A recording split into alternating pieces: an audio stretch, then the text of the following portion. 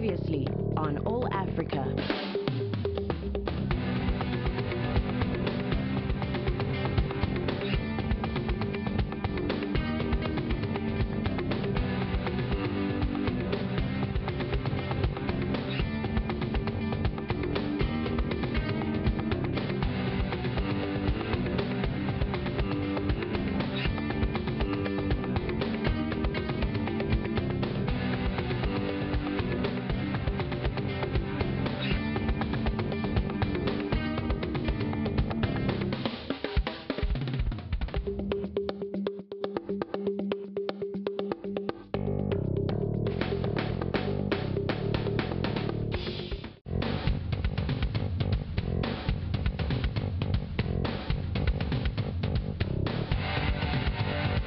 Welcome to episode 3 of March 2010 All Africa Poker Tournament here in the beautiful Pigs Peak Casino Hotel and Resort in Swaziland.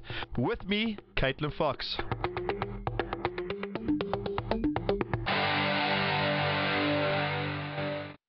And here's the chip count. Up on top, Darren Kramer, previous champion, doing very well in the tournament so far. A lot of big names up there. Jaco Smith is a newcomer. Robert K is doing well as well.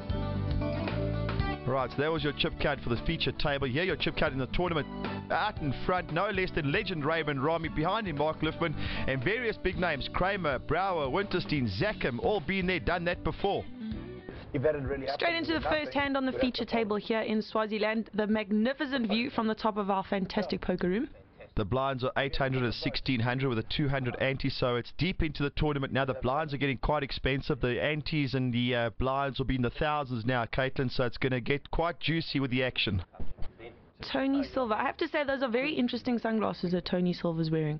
Well, it's not quite as interesting a hand. It's ace-jack offsuit, but he is going to announce the raise. He's going to put the shades down. There's quite easy accessibility to those shades. You have to take them on and off like... Kind of like a quick flip. A quick flip is what it's called, yes.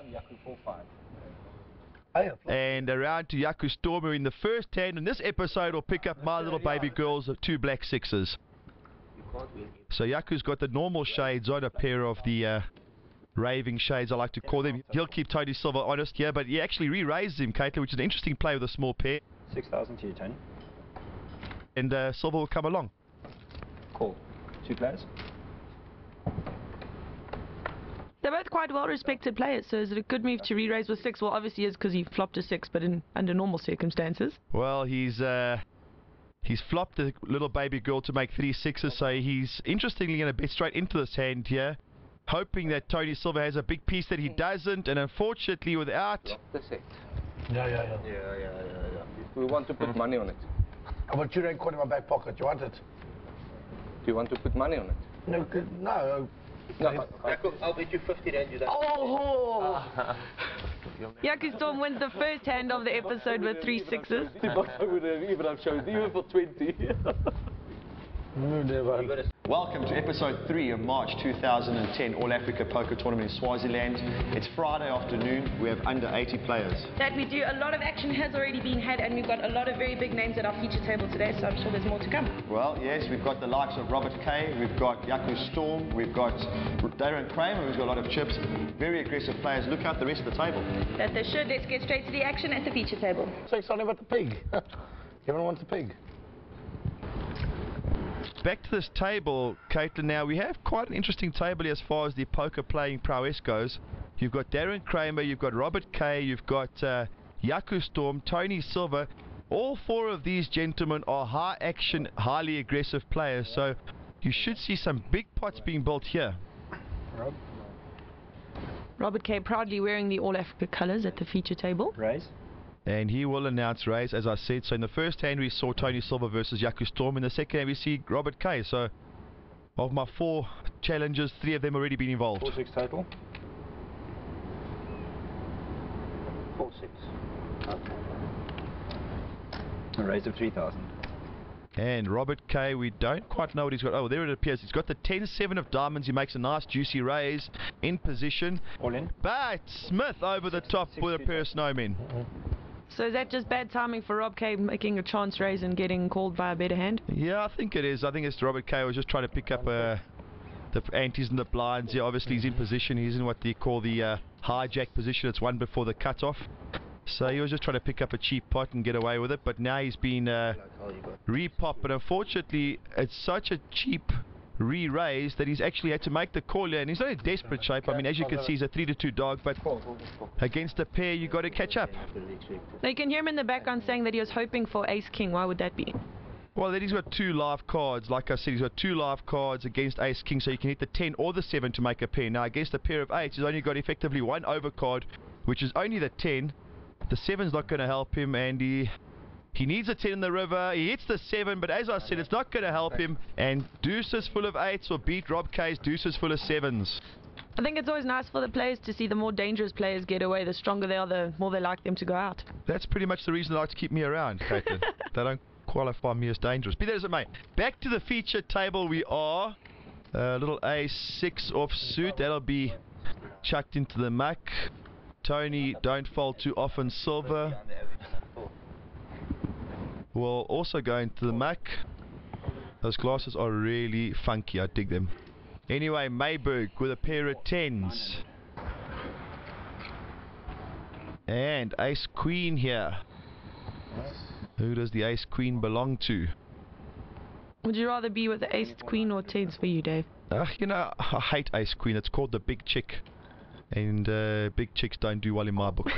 Cool. So, ace queen is, it's basically a race, Caitlin. It's a 50-50, it's a coin flip. It's supposed to be if you flip a coin 10 times, well, each one of those hands will win 5 times each generally. So, you know, in this situation when you short stacked, I prefer sometimes to have the pair because I know that it's a made hand. I'm not shouting for cards to arrive, but in this situation, as you see, Rich is all in. He is short stacked. He has picked up one of the top 10 hands, and that's as good a situation as any to get your money in. So good luck, Mr. Rich, for all your money. Mayberg will want these 10s to hold on. The flop brings 5, 7 deuce. Great flop for 10s. 2 diamonds, so only another 2 diamonds would help to get the flush, but he doesn't even need it. He doesn't need that. He just needs the ace or the queen. A turn card diamond would have killed 2 of Rich's outs, which didn't happen in this situation. Now ace or a queen only. Not going to be 10s for Mayberg. Hold on. And Richie Rich will join the poor at the bar. And he gets to make that long walk up the stairs away from the poker table, and he is out of the tournament. Yeah, that's the end of him. It's been a nice tournament. I'm sure he's enjoyed himself. He did get to sit with some of his heroes at the feature table, no less than Darren Kramer and Robert K. Now, back to the feature table. Do we have any new contestants that have joined us in his seat? Not to be at this stage. And move the penalty 10 meters. Right, so Jaco Storm, Caitlin, I think is dragging on what looks to be a cigar. Now, that's quite interesting. It's actually an electronic pipe. An electronic pipe.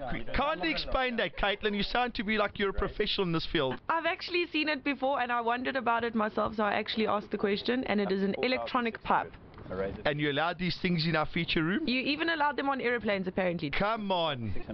These smokers get away with murder these days. Robert K has been made a raise, and it looks like he's just found himself in the same predicament. He's walked into Smith's all-in play here. This is a situation we spoke of earlier. Here he has got effectively 2 live pairing cards. Any 10, any 9 if he does elect to make the call. I'm not sure what the price is to call this, but like I said, Rob is a pretty aggressive player and he likes to play pots, so seems to have got into a bit of a thoughtful pose now. And at least this time he would be against ace king, which is what he wanted in the last hand. Right, so he's not playing against a pair. From the cookie jar. Jaco Storm referring to the cookie jar, which is basically a situation where players like to thieve pots by raising with absolute garbage and then picking up cheap blinds and antes. So Jaco Storm, by referring to the cookie jar and having your hand in it, is basically that situation. But you know what they say about cookie jars, Caitlin? Sometimes you put your hand in the cookie jar, you come out with a cookie. Right, so Robert K, after much deliberation and thoughtfulness, has eventually made the call. Ace King. Okay, you're 2 live. And 10-9, you see Rob K says, now we're talking. He didn't want to see jacks or queens there, I can tell you that much. Right, so it's K's 2 live undercards against the Ace King of Smith. Will K find a pair? Well, it's Smith who hears the King But K, who picks up a gut shot queen for Broadway. Well, not Broadway, but the King Eye straight. 9, 10 of clubs. The 9. Well, now pair K, so he needs a 9, a 10, or a queen to do it. Will it come? It's not going to be the board pairs, jacks and kings and jacks is good for Smith for another double up. And K gives away a little bit more of his money. Right, so Robert K on the downward spiral as we've been sitting here at this feature table. You can see he's not too impressed at this stage with the antics of this table, but it's still a long road. Everybody can play normal poker. Yeah. Safe by the gong. And we've got some new players at the table. We have got in the back corner, I think we've got one of the Pastana brothers. I mean, you like 4-1 up against me, please. So he's taken Richie Rich's chair. Hopefully he will perform slightly better than his predecessor. By exposing that king to that is the time check. What did you bet? Yeah, I bet you offered the And in the background you would have heard Sandy Spence Koor announcing that the blinds have just gone up to 1,000, 2,000. So the price of poker is on the escalate. It's getting expensive to play, so would that mean that you play a lot more premium hands and not so many marginal hands? Yeah, I think it's that time of the tournament, Caitlin, in the sense that you don't want to be going along now with weakish hands and giving away pots as you've seen Robert K do. You want to come along, pick up hands now and pick up pots because Average stack would be 90,500. it can get very expensive and you can see your stack slide away very quickly. And in this situation, Najar, well, he's picked up a kind of a weakish hand, Queen 10 offsuit, but again, with the blinds and antes as high as they are, you can pick up a few cheap pots because guys are trying to pick up premium hands here. Must flop something. Right, so Jaco Storm has defended with a 9-6 offsuit, so he's not giving away his blinds too easily to the aggressive raisers. He didn't get any piece of this. Najar with the up and down straight draw will check it. Now the turn will pair Storm. Will he fire at that after the check? No, he'll check it again. And Najar again takes the free card. And it was a Oopsie-daisy. bad decision. Oopsie-daisy. Now that brings Najar the nuts straight, but Jaco Storm finds bottom 2 pair. This could be a bit of money that Jaco Storm is going to lose here.